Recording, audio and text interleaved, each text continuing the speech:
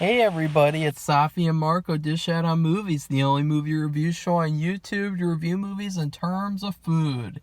And it's just Marco here once again, and I am here to not review.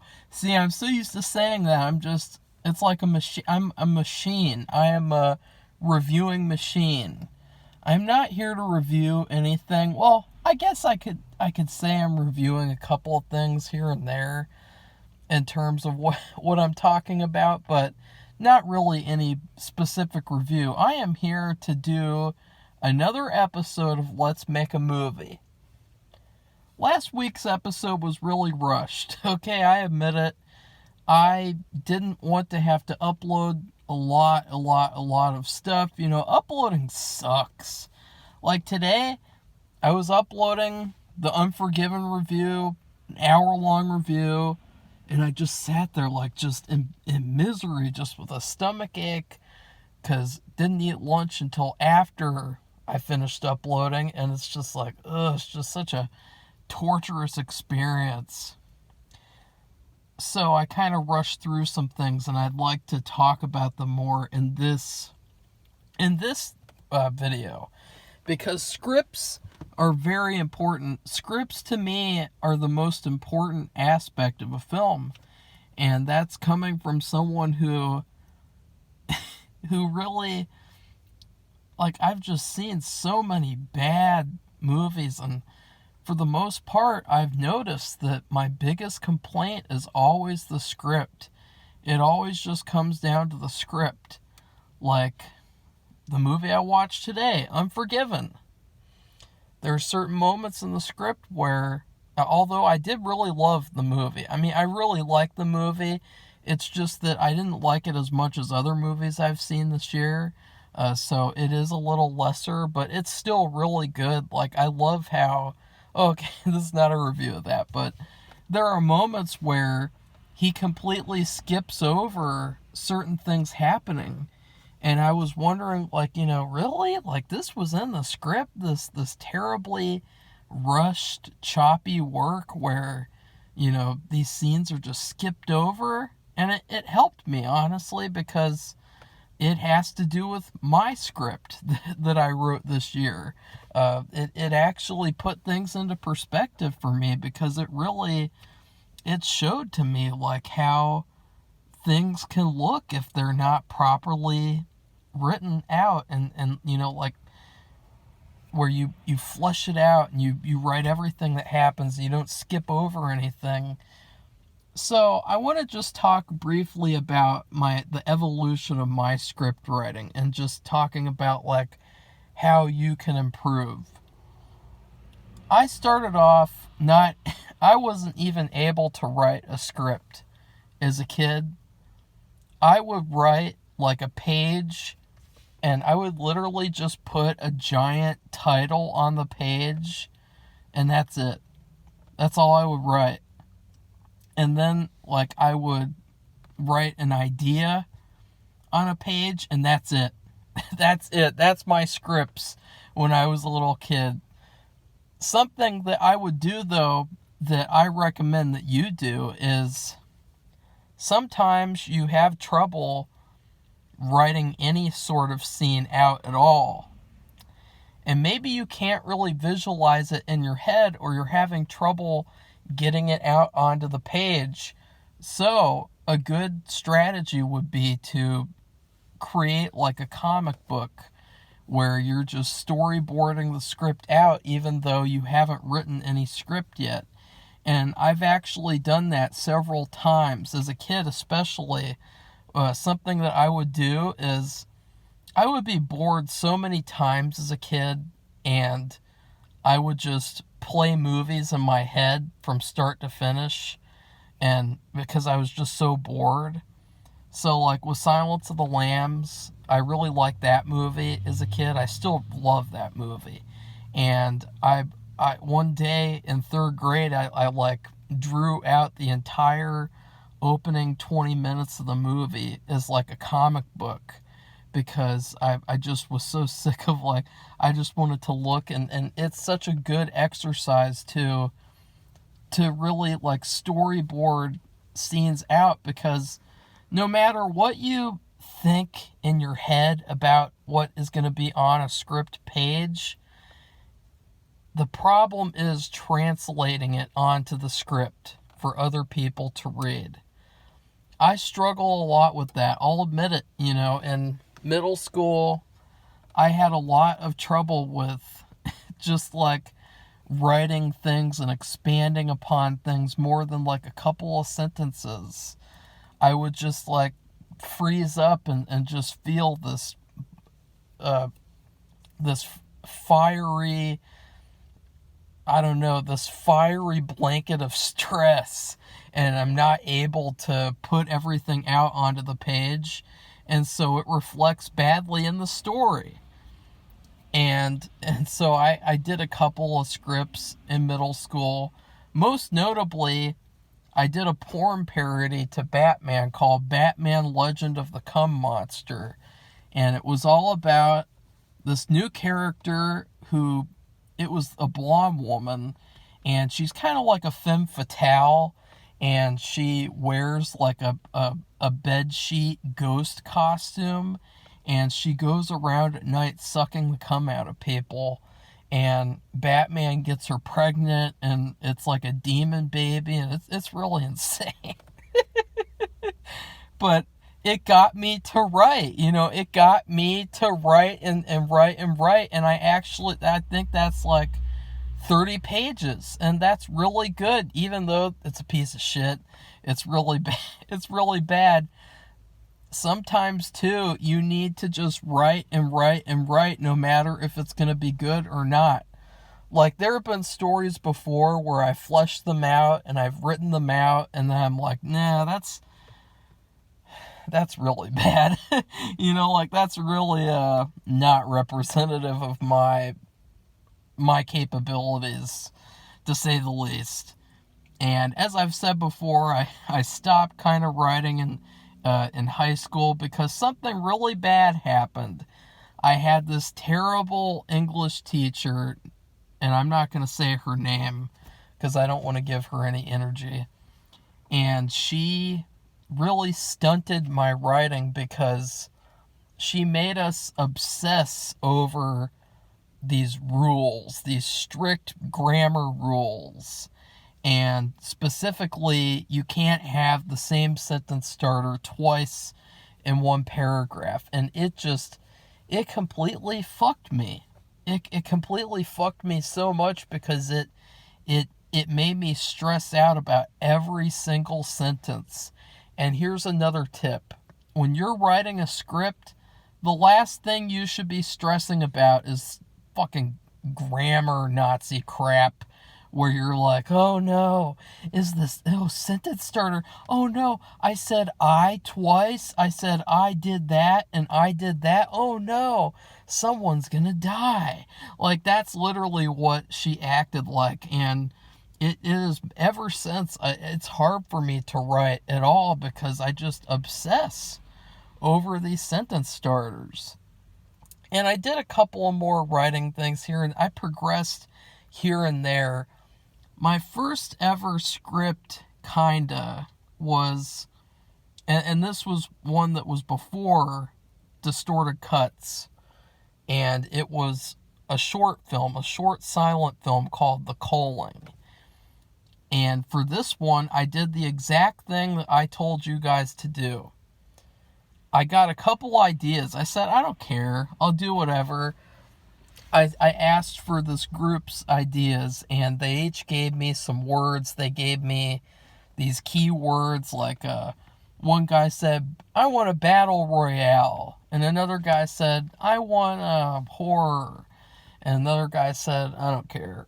And so I put all these keywords together, and I sort of thought up of a story. And instead of writing a script at all, I literally just sat there and drew out a storyboard.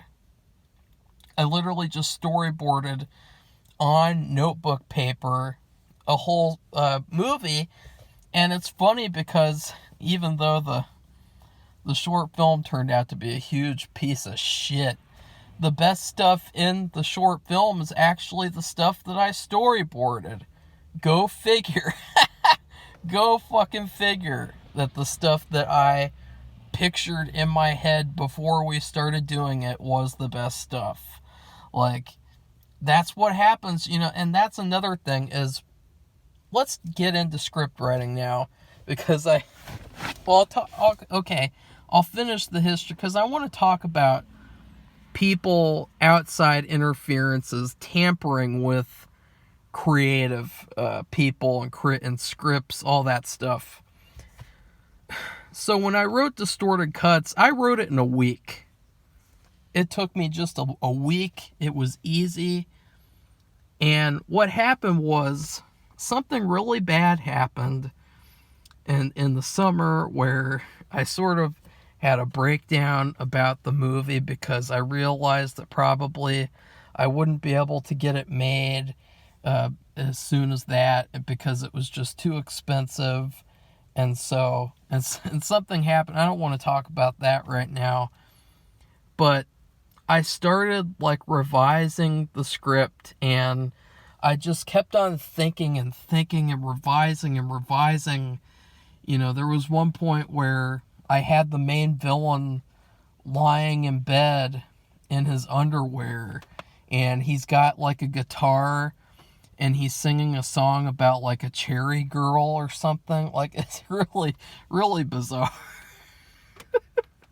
And I had this stuff, in the script, he's like a drug dealer, the villain, and he has his own mansion, and he's like a Tony Montana young guy type of character. He's a hothead. He's really evil. He's cool though. I mean, he's a good villain. He was a great villain to start off with, because, well, okay, when I wrote that story, what I tried to do was I tried to have all these evil characters, and then somehow some are more evil than others. Like, there's not really any good characters in that story. For the most part, it's just all evil people. It's like a city full of evil people, like Gotham City. But with that character, he's this guy. In the first scene, he's talking with this guy who bought drugs from him, and then he actually kills him. He kills him in his office, and it's a fun little scene. And that's not any spoilers. I mean, that's just a throwaway villain scene. Well, for some reason, I don't know why, what a stupid idea, I actually rewrote it to where, instead of him, because I thought, okay, I can't afford, shooting in mansions is tough, it's too hard. And so what I did was, I rewrote it to where he is some sort of a creepy fake yoga instructor, and he owns this yoga studio, and he's got like posters of flowers on the wall, and he's like a sexual predator, and I made like basically like a whole new character, and he completely, betrays the original intent of the character, because I was just so worried about like cutting costs and like, trying to make this movie with no budget, that I just completely butchered the villain character. Which I guess he deserves it, because the character I originally wrote, he's so evil that like I'd be glad to butcher him or do whatever the fuck in real life, because he was that evil, the things that he did. So that is a lesson, is that, no matter what, do not let creative tampering is a big problem, because for some reason, I don't know why, because like nobody feels like they can tell other people how to fix your toilet. Nobody feels like they can tell an electrician how to fix the power lines. But for some reason, when it comes to creativity, when it comes to movie making, everyone feels like they can tell you what to do and how to do it. It's pretty insane, because it's like, it completely betrays the concept of art, where you're supposed to fail on your own, you're supposed to do everything yourself, You're not supposed to have all this interference and other people, other things influencing your work and tampering with it. Because tampering just leads to shit. I mean, when you have tampering, you get a movie like, well, I'm just trying, there's so many examples that it's just, I hate thinking about modern movies. The Avengers Age of Ultron, for instance, he had to put teasers to every single sequel imaginable in his movie, even though it had nothing to do with his movie. He had to put a Civil War teaser. He had to put Thor Ragnarok teaser. He had to put every teaser imaginable, and it killed the movie because it completely tampered with the movie. It took away from the movie. It ruined it. It completely ruined it. Ugh. Avengers Age of Ultron. Ugh. Ugh, that movie was just one giant headache. I remember watching that in theaters. That was not fun. And it's because it had this studio quality where it felt like this wasn't made by one guy with a vision. This wasn't made by... And the thing is that sometimes creative tampering can be good if those other people who are tampering are in your same mindset and they know that they understand your vision, as long as they're not just like inserting their own agendas. And we'll talk about that later, because after I completely butchered Distorted Cuts, I just left Distorted Cuts like a dead body. Like I just left it to hang and dry, which is sad because it was such a good story. It was a good trilogy from what I thought up of so far.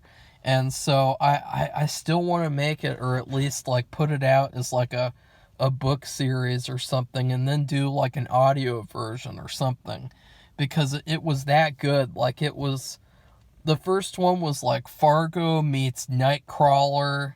The second one was like No Country for Old Men meets, like, I don't know, Lost Highway. And then the third one was like, I don't know what to compare the third one to, because the third one was so dark that I never, and I didn't really get around to completely thinking out the third movie. And so then when I wrote I've Been Bitten, it was a much different experience, because I was supposed to write it and then send it out within like a week to enter this contest. But I ended up spending months and months on it and doing it the whole summer. And as I said before, there were 2 or 3 problem areas. Well, that really wasn't the full story. There were certain things that were very tricky to write that I kept tampering with. And one of them was a villainous scene. And by villainous scene, I mean just a couple of villains being villains in a villainous room. It's a typical movie scene. Every movie has it almost. And you had the 3 main villains. Well, some of the villains. And they were doing something racist. And I thought, like, this makes sense. I've seen it all the time on the news. I see, like, 3 college girls got kicked out because they did blah, blah, blah. Or 3 high school girls got kicked off of Snapchat because they did blah, blah, blah. And so I did a scene like that because I thought that it would make them pretty villainous. And it was something that they could do that is villainous without being too over the top. I can't have them, like, kill a cat or something. So I thought, like, maybe they could just do something racist and they could sit around in their room snickering like weirdos, and that could be a good villainous scene. And it ended up working pretty well. I mean, I'm pretty happy with the scene, and we'll talk about that because I wrote that in 2020, and then of course the 2020 BLM bullshit happened, and everyone had to have the same political opinion about that shit. And so, all these idiots. Oh wait, no, I wrote it in 2019, but then it bled into 2020, and just because I was sending it to people in 2020, oh no, how dare I? How dare I send a script that I wrote a year ago? I mean, I literally wrote it in July to August of 2019, and how dare I send a script to people in 2020 when they're going to get triggered over it? You know, that's what happens with this shit. And so I faced my first interference with the sex scene, though, because there's two main characters or certain main characters, and they have sex together, and it's coupled with something else that happens in the scene that is related to vampires. Figure that out. And originally I had the scene be a very boring, one-dimensional scene where it just revolves around a neck bite. And I thought, that's boring as hell. Like, just another neck biting scene. Like, screw that. I'm going to do something different. And so I wrote this hot sex scene. And I thought, like, this is perfect. The movie is supposed to be like 1980s comedies. It's supposed to be in that same vein. It's supposed to be like this. And this really fits a lot better than that stupid neck biting scene. Well, then, of course, you get a lot of people who don't like that. You know, they don't like that specific scene.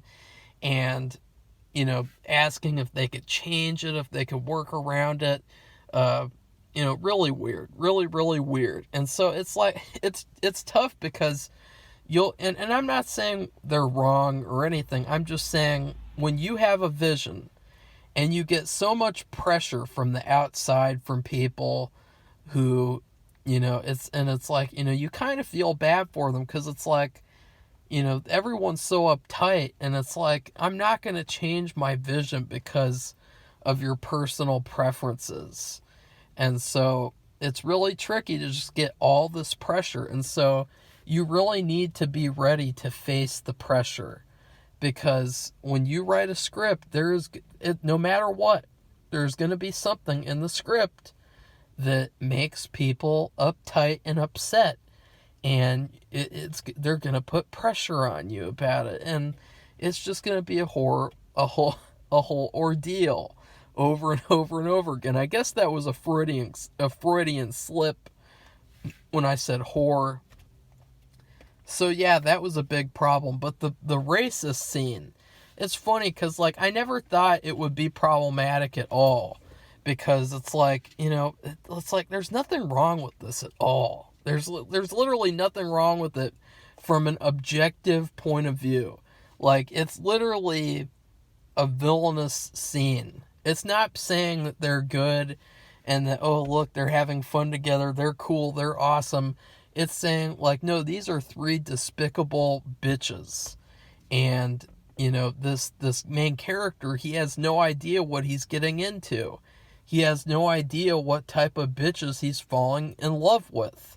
And so it's like, you know, what's wrong with that? So there was this one bitch, and I use the term bitch with specific people. I don't use it freely, just like the word cunt. And so this one bitch said she took like 5 days to read the script, and then after 5 days she's like, I'm sorry that I took so long, but I just didn't know what to say. It's just so awkward. It's so tone deaf that in 2020 that you would be writing such racist scenes.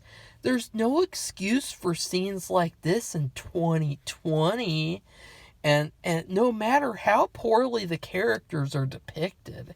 And so it's like, okay, bitch, let's use your same logic. So just because characters get murdered in the script, just because people kill each other in the script, does that mean I'm endorsing that too?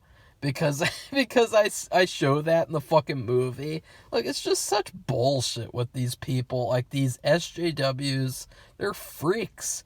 And they just have this, like, stick up their ass. Like, everything revolves around them. Everything revolves around victimhood. And And this was a white woman, by the way, of course, as usual, a Karen. Her name was actually Megan, though, but she was a Karen. And she complained about, and she told me to rewrite the script. She told me to change the script. And then she told me she's not going to be in the film anyway, or anything else that I ever make. And then she wished me luck. And it's like, like, well, who does this bitch think she is? Like, see, this is what I mean. The entitlement nowadays is just unbelievable. And so I'm going to include that quote. There is no excuse for scenes like this nowadays. It's like, that's a great quote, actually. I love that quote. I'm going to copy and paste that all over my fucking posters for the movie. That's going to look great. And then this other woman, I felt really bad for this one because she seemed pretty nice, and she was kind of cool. Like, I really... Like, I just like to make movies. Like, I just don't know why, like, these actors, they have to act like everything is a personal attack. Like, they act like I wrote the script to attack them. And it's like, I just want to tell a fucking story and make a fucking movie. And, like, at the end of the day, like, I just want to get in there and make a fucking movie. Like, I would literally just like to make movies all day and all night long. Like, I don't want to do anything else. I don't want to do movie reviews. I just want to make fucking movies. And I got these people acting like I'm raping their family or something by writing a script with a scene where characters are racist. And it's just fucking retarded. And so then the second girl, another white woman, by the way, another white woman. It's almost like there's a pattern there. It's almost like there's a little pattern. I call it the Karen pattern, okay? And 1 second, I'm going to take a drink.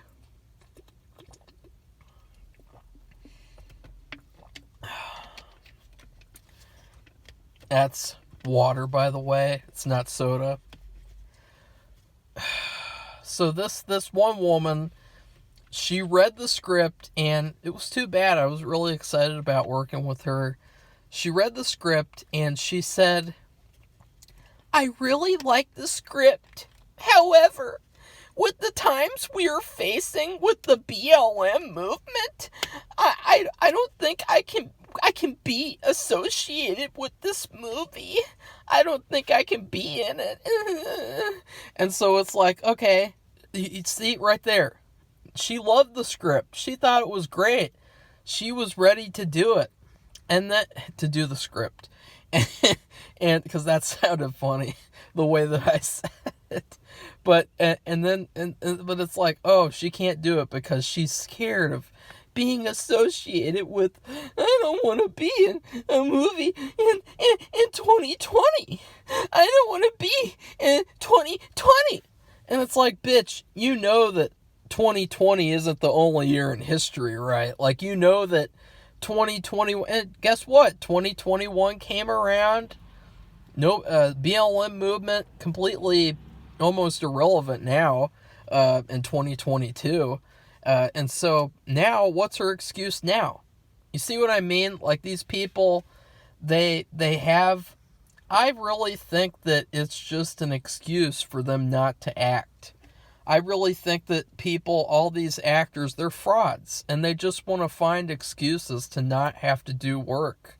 And so, in order to, a lot of them, they just ignore, and they just, like, don't respond after they read the script, which that was another issue, was that I would send out my script, and this is getting into casting, which won't come up for a while in this series, but I would send the script and then never hear any responses again.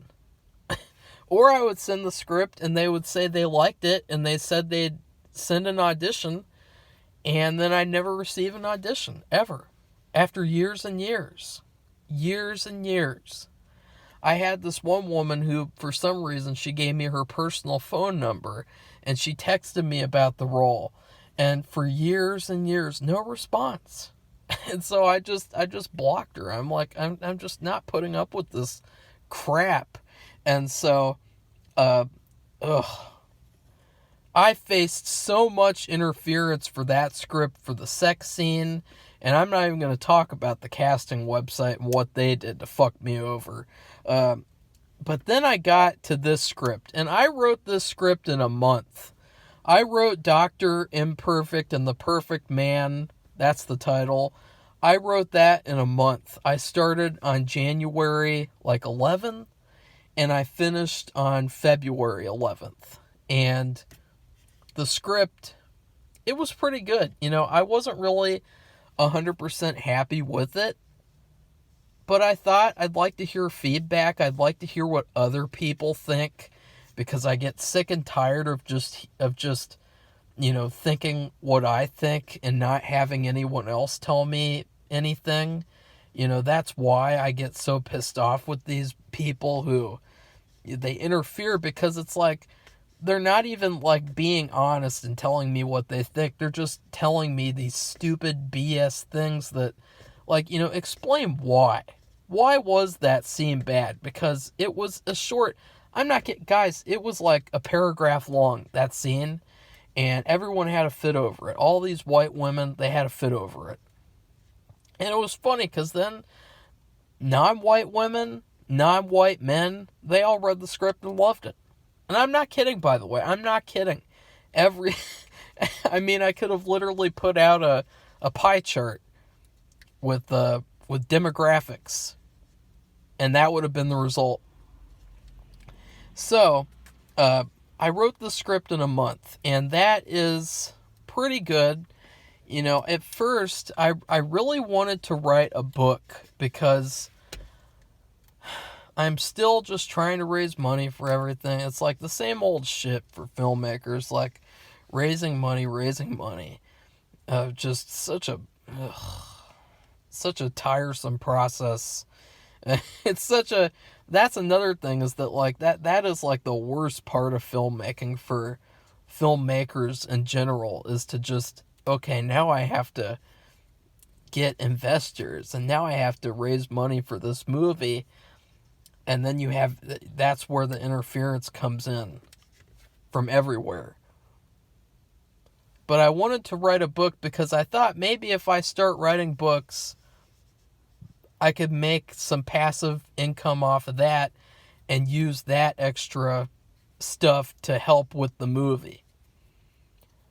But quickly, I was having trouble with that, trying to write and not really being able to write. So I basically, I just turned it into a movie script.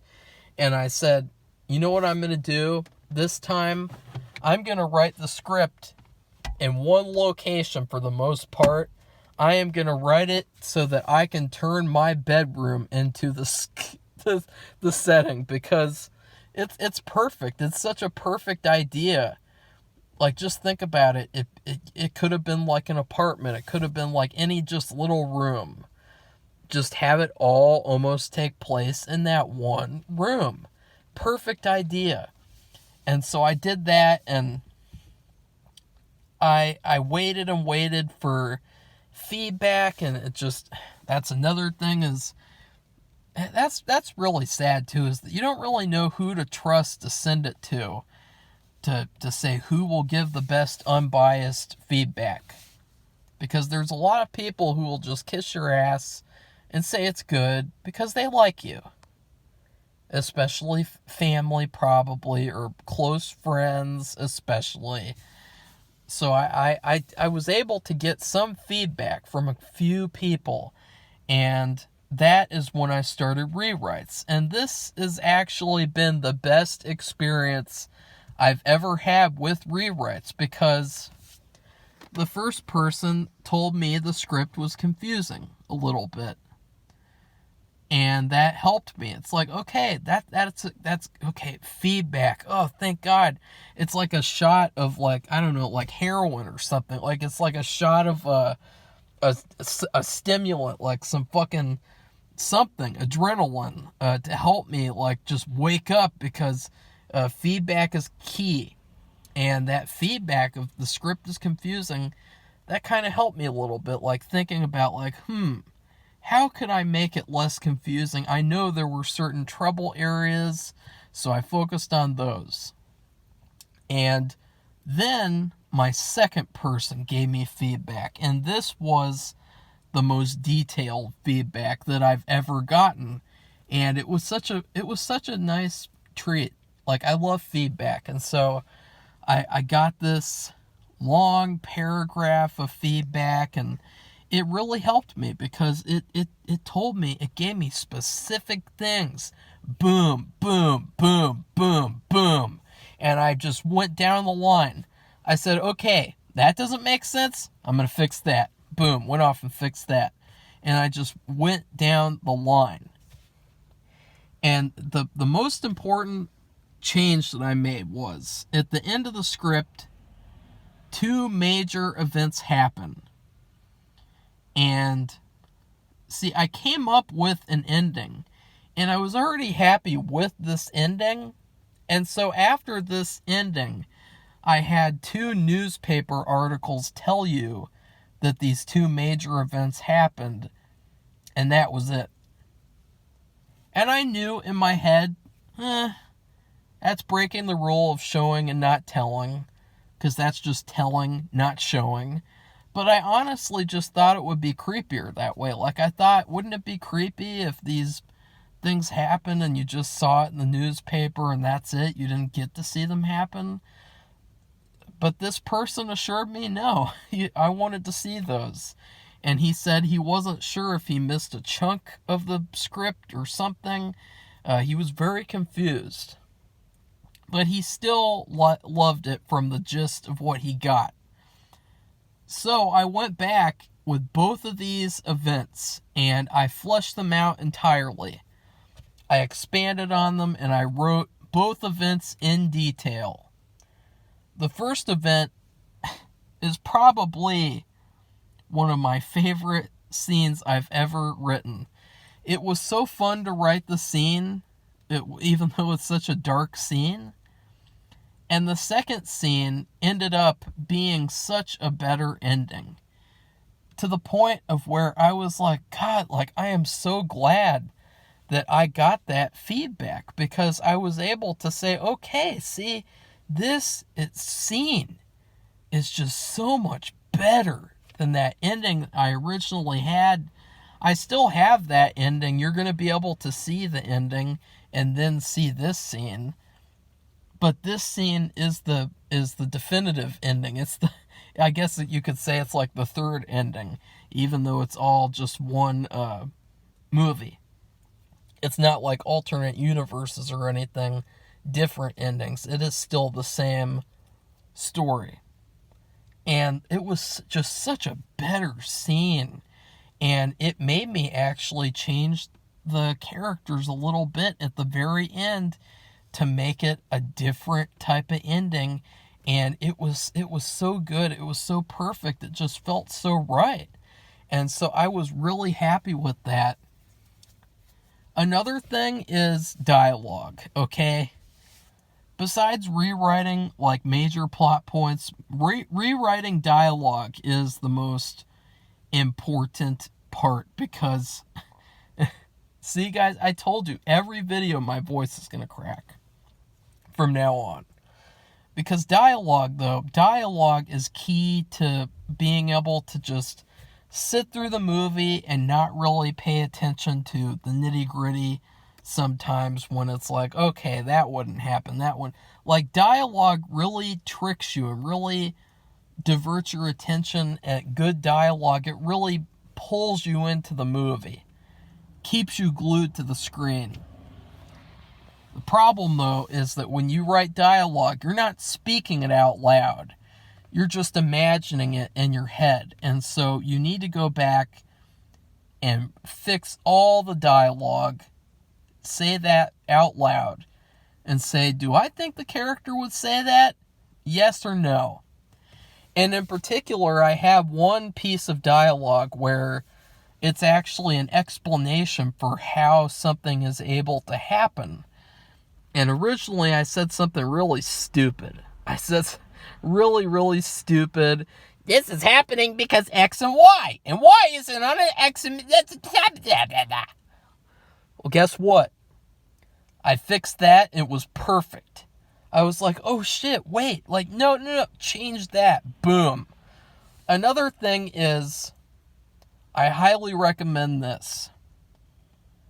If you see dialogue in the script and you don't actually need the dialogue, like let's just say a character looks at a character with disdain and he grinds his fist and he's just prepared to beat him up. Do you really need to say, I am gonna beat you to shreds? No, you don't.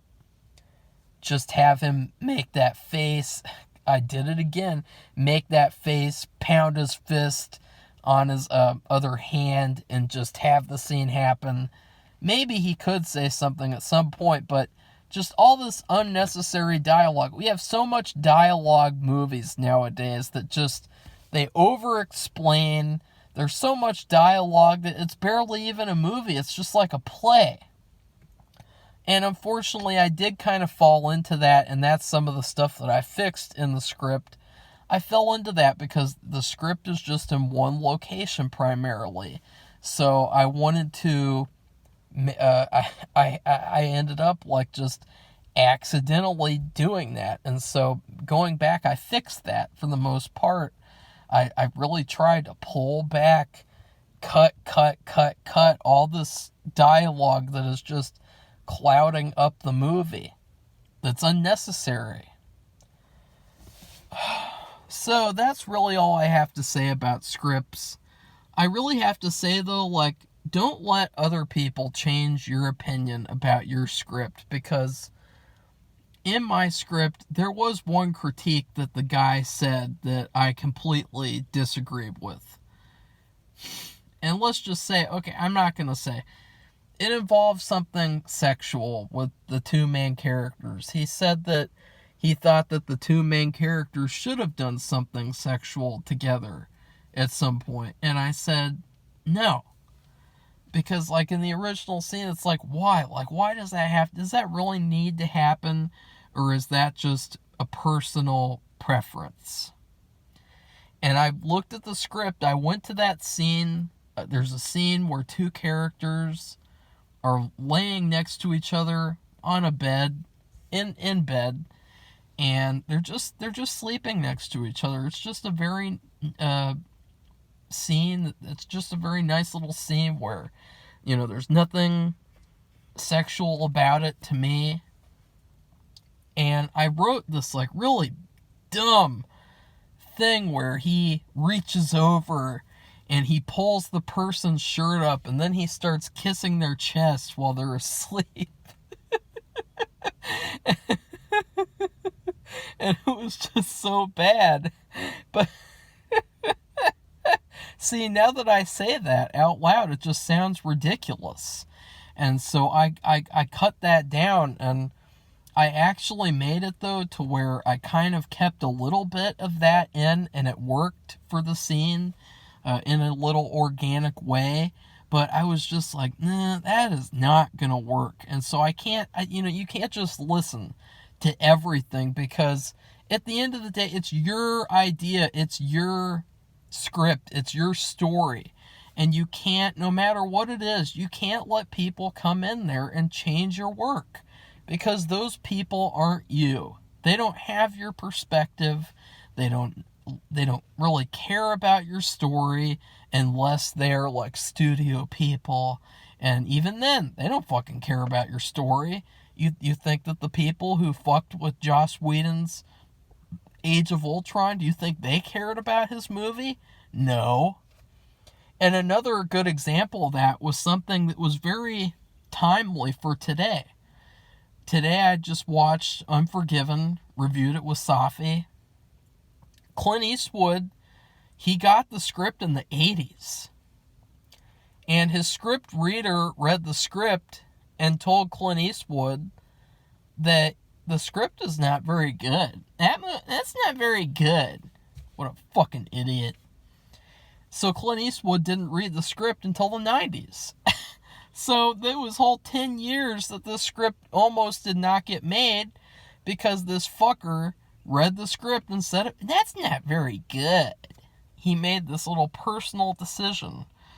You know, to me, I mean, if I read that script, I'd be like, yeah, Clint Eastwood might like this script. Like, it kind of seems like it's something that he would want to do. So, then the movie got made, and guess what? It won Best Picture, Best Director, Best Editing, Best Supporting Actor. It never would have happened if Clint Eastwood would have listened to that stupid script reader. So it just shows, like, you should not automatically trust everything people say about your work. You should not just go like, you should not cave to pressure because people want to insert their agendas into your script, because that's why movies suck nowadays. I mean, people act like movies have evolved and, you know, all that stuff is in the past, and, you know, oh, that's just older movies that had violence and had danger in them. No. That's why movies suck nowadays, okay? That type of mindset is why we get shit like Turning Red and The Matrix Resurrections. Ugh. Gross. You want more Matrix Resurrections, or do you want more Pig, for example? Pig was pretty good. So that's all I have to say about scripts. The next episode will probably be about shot lists.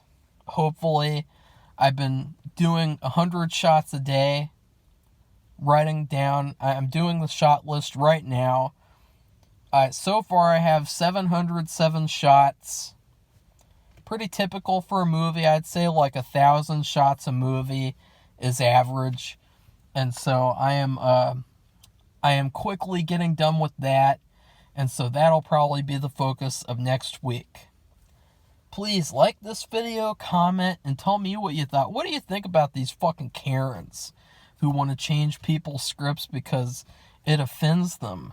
And it's just sad. Like, it's like, you guys are supposed to be actors. You're not writers. Like, I don't know why you're commenting on the scripts. And it's just one scene, too. It's just one little scene that's like a paragraph long. It's fucking ridiculous with these people. And then please subscribe to our channel if you'd like to see more episodes of Let's Make a Movie. Goodbye, everybody. See you soon.